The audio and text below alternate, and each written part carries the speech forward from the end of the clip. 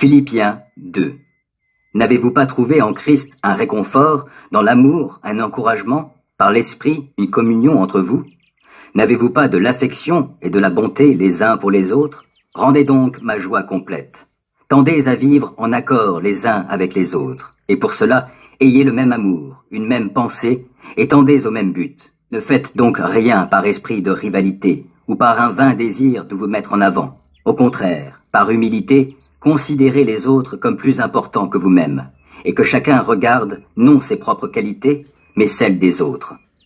Tendez à vivre ainsi entre vous, car c'est ce qui convient quand on est uni à Jésus-Christ. Lui qui était de condition divine ne chercha pas à profiter de l'égalité avec Dieu, mais il s'est dépouillé lui-même, et il a pris la condition d'un serviteur en se rendant semblable aux hommes. Se trouvant ainsi reconnu à son aspect comme un simple homme, il s'abaissa lui-même en devenant obéissant, jusqu'à subir la mort, oui, la mort sur la croix. C'est pourquoi Dieu l'a élevé à la plus haute place, et il lui a donné le nom qui est au-dessus de tout nom.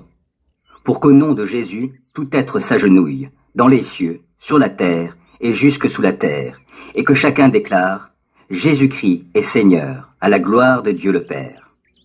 Mes chers amis, vous avez toujours été obéissants.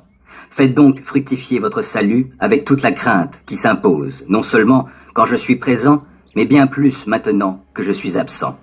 Car c'est Dieu lui-même qui agit en vous pour produire à la fois le vouloir et le faire conformément à son projet bienveillant. Faites tout sans vous plaindre et sans discuter, pour être irréprochables et purs, des enfants de Dieu sans tache au sein d'une humanité corrompue et perverse. Dans cette humanité, vous brillez comme des flambeaux dans le monde, en portant la parole de vie.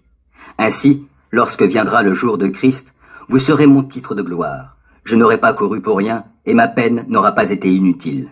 Et même si je dois m'offrir comme une libation pour accompagner le sacrifice que vous offrez à Dieu, c'est-à-dire le service de votre foi, je m'en réjouis, et je me réjouis avec vous tous.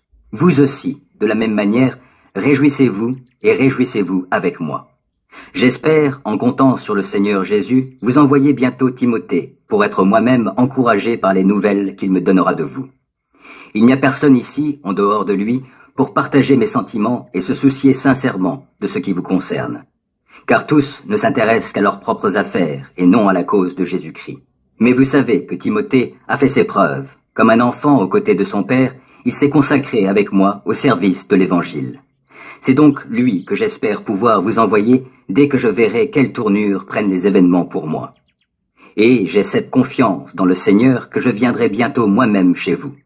Par ailleurs, j'ai estimé nécessaire de vous renvoyer Épaphrodite, mon frère, mon collaborateur et mon compagnon d'armes, votre délégué auquel vous avez donné la charge de subvenir à mes besoins. Il avait, en effet, un grand désir de vous revoir, et il était préoccupé par ce que vous avez appris qu'il était malade. Il a été malade, c'est vrai, et il a frôlé la mort, mais Dieu a eu pitié de lui, et pas seulement de lui, mais aussi de moi, pour m'éviter d'avoir peine sur peine. Je me suis donc hâté de vous le renvoyer pour que vous vous réjouissiez de le revoir. Cela adoucira ma peine. Réservez-lui donc un accueil digne de votre union commune au Seigneur. Recevez-le avec une grande joie. Ayez de l'estime pour de tels hommes, car c'est en travaillant au service de Christ qu'il a failli mourir. Il a exposé sa vie pour s'acquitter, à votre place, du service que vous ne pouviez me rendre vous-même.